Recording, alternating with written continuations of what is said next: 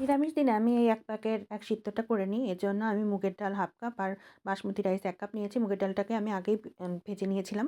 দুটো একসাথে মিশিয়ে আমি খুব ভালোভাবে ধুয়ে নিলাম।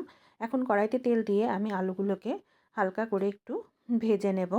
এর জন্য একটু নাড়িয়ে-চাড়িয়ে একটু হালকা করে ভেজে নিচ্ছি। এবার এর ভিতরে আমি আগে থেকে যে চাউল ডালটা ধুয়ে রেখেছিলাম সেগুলোকে দিয়ে দিলাম। দিয়ে খুব হালকা করে এটার সাথেও আবার ভেজে নিলাম। তো এর ভিতরে আমি পরিমাণ মতো লবণ দিয়ে দিলাম। দিয়ে আবারও একটু নাড়িয়ে-চাড়িয়ে নিলাম। এখন আমি টোটাল ৩.৫ পটের মতো জল দিয়েছি। যতটুকু পরিমাণ লাগবে ততটুকুই তোমরা দিবে। তারপরে ৪-৫ টা চেরা কাঁচা লঙ্কা দিয়ে ঢেকে দিলাম মিনিট ৬ এর জন্য।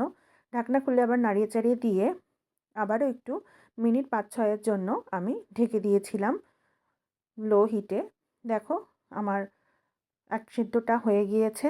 এখন আমি নামিয়ে পরিবেশন করে নেব। এটা কিন্তু নিরামিষ দিনে বা হাতে কম সময় থাকলে এভাবে করে নেওয়া যেতে পারে।